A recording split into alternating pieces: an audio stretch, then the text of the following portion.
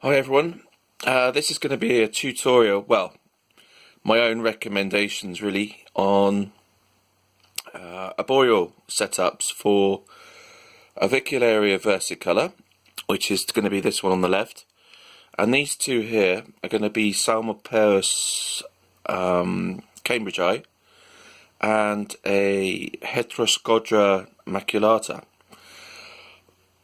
What I'll do first off, is show you this tool I've got here, which is basically a chisel with a sharp end. And what I've done is, for the two species here on the right, the Psalmopeus and also I believe Poecis species, and also including this Versicolor Maculata, which is a baboon, arboreal baboon species, they tend to like hides. So what I've done here is I've gouged out a hide. I might widen it slightly here at the top, but and then it's going to go in here on some substrate, and then a water dish, and possibly a plant, a small little plastic plant in there as well. I would also try and leave a gap at the bottom, because they do like to burrow and mess around more on the ground than avicularias. I'm not saying they're completely based on the ground, but hopefully we'll be up sort of somewhere inside here, and we'll do some webbing, and I'll be able to feed easily.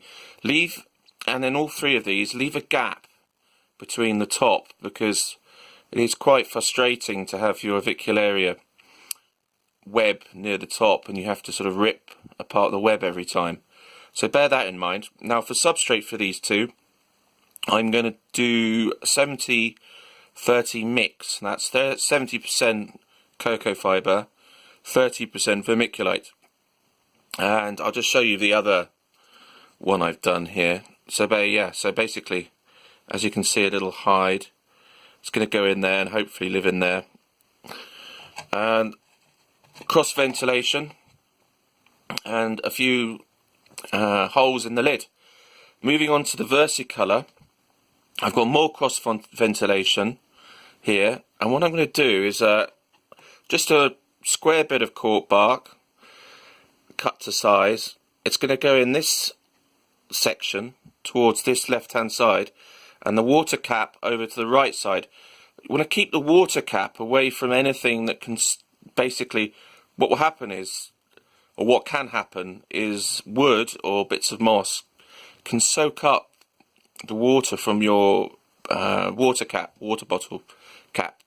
So I'd avoid placing any wood too close to it. I've also got some small bits here of cork bark. Now what I might try and do with these is stick them to the sides here, and that might just encourage the avicularia to sort of make a web across this section here. Obviously you can't predict what the tarantula is going to do, but you want quite a few anchor points for a versicolor. So things like bits of cork bark sticking in there, and also some fake plants are good. So you want to create as many anchor points as possible, more of a sort of a cluttered look than these two on the right. So that's pretty much it.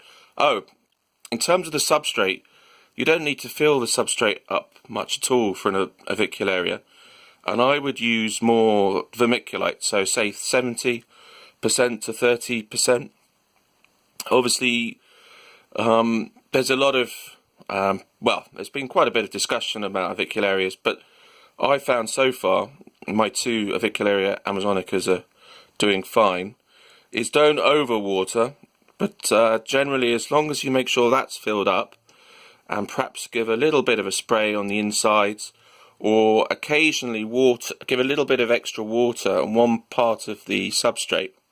And if you're using vermiculite, that's going to hold water in longer, so that's another reason why to use vermiculite. That's it. So next stage we'll be finishing these off, and then I'm going to show you again the finished article and basically go over any things I might have missed off, and obviously put the tarantulas in. So yeah, part 2 will should be the tarantulas, and yeah, looking forward to it. Okay guys, questions if you have any.